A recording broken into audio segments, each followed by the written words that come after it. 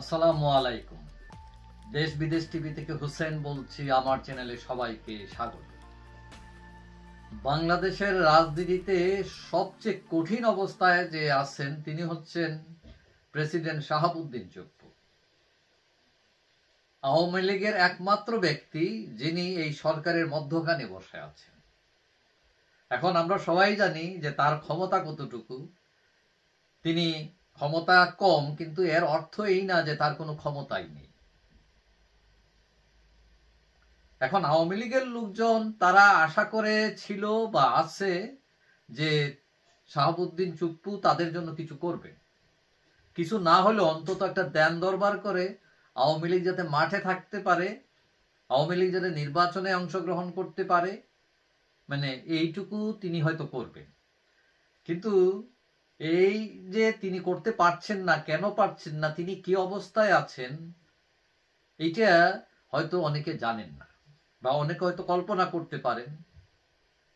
এখন এই যে 5 আগস্ট 2025 দেখা গেল যে তিনি একটা বাণী দিচ্ছেন এবং আওয়ামী লীগের শাসনকে তিনি স্বৈর শাসন বলে উল্লেখ করেছেন। এখন অনেকে আবার বিগড়ে গেছেন যে তিনি বেইমানি করলেন কিনা। এখন এইটা ভাবার আগে ভাবেন যে তাকে এইটাতে এই বিবৃতিতে স্বাক্ষর করতে বাধ্য করা হয়েছে কিনা, নাকি তিনি স্বেচ্ছায় দিয়ে দিচ্ছেন। এটা আসলে তার হাত পা অনেকটা বাঁধা এবং অনেকটা জেলবন্দির মতোই তিনি আছেন। এখন চারিদিকে যদি আওয়ামী বিরোধী থাকে, একজন মানুষ একা এখানে থাকলে তার কি অবস্থা হইতে পারে। এখন আপনি বলতে পারেন যে তিনি পদত্যাগ করতেছেন না কেন, কিন্তু কার কাছে করবেন? সংসদ নাই, স্পিকার নাই।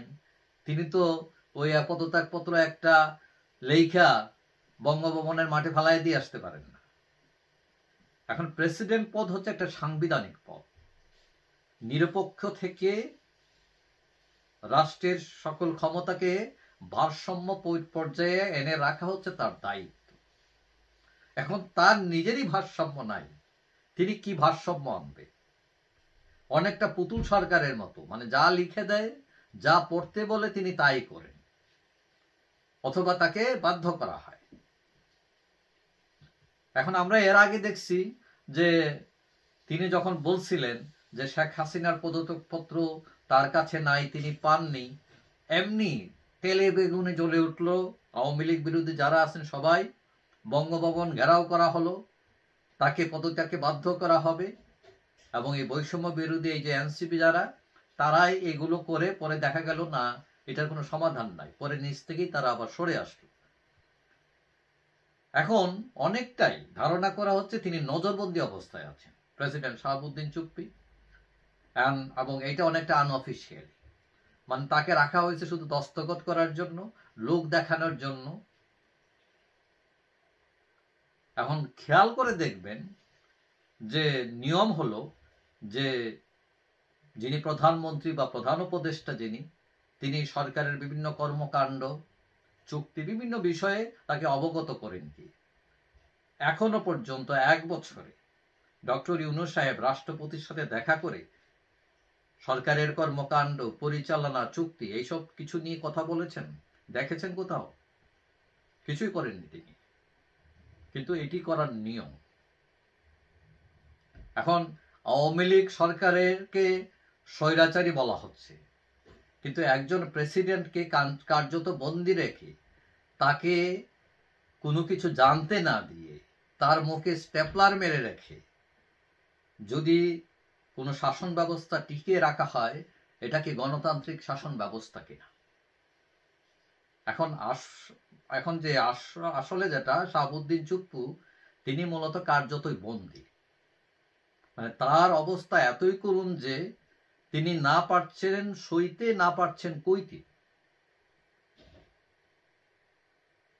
এখন কেউ কেউ হয়তো আওয়ামী লীগের কেউ কেউ তার উপর তো খুব ঝাড়তে পারেন যে তিনি তাদের জন্য কিছুই করতেছেন না, কিন্তু তিনি তার যে হাত পা বাঁধা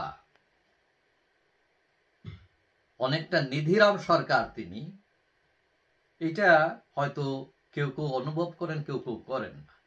আবার কেউ কেউ মনে করেন ঠিক আছে, চুপ্পু সাহেব ক্ষমতায় কিছু থাকেন, কিছু হয়তো করতে পারতেছেন না, তারপরে নাই মামার চেয়ে কানা মামা ভালো, যদি ভবিষ্যতে কোনো সুযোগ আসে করেন, এই আশায়। এখন বাস্তবতা হচ্ছে যে প্রেসিডেন্ট শাহাবুদ্দিন চুপ্পু তিনি রাজকীয় হালতে আছেন, এটা বাইরে থেকে বোঝা গেলেও ভিতরের অবস্থা কিন্তু তার ঠিক অপোজিট। তবে রাষ্ট্রযন্ত্র, যারা রাষ্ট্র পরিচালনা করছেন, তাদের উচিত যে তার যা সাংবিধানিক পাওয়ার, যে ক্ষমতা, তার যে অধিকার, সেগুলো যাতে তিনি পালন করতে পারেন নিরপেক্ষভাবে, সেই সুযোগ নিশ্চিত করা।